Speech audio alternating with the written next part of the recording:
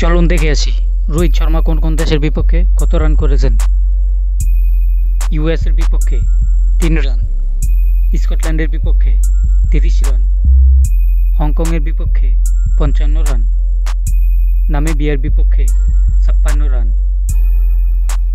নেপালের বিপক্ষে 74 run, United আরব আমিরাতের বিপক্ষে 96 রান, নেদারল্যান্ডসের বিপক্ষে 114 রান,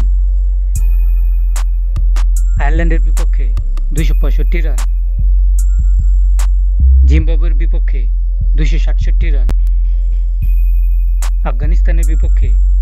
354 রান, পাকিস্তানের বিপক্ষে 1000 রান, বাংলাদেশের বিপক্ষে 1338 রান, সাউথ আফ্রিকার বিপক্ষে 1973 রান,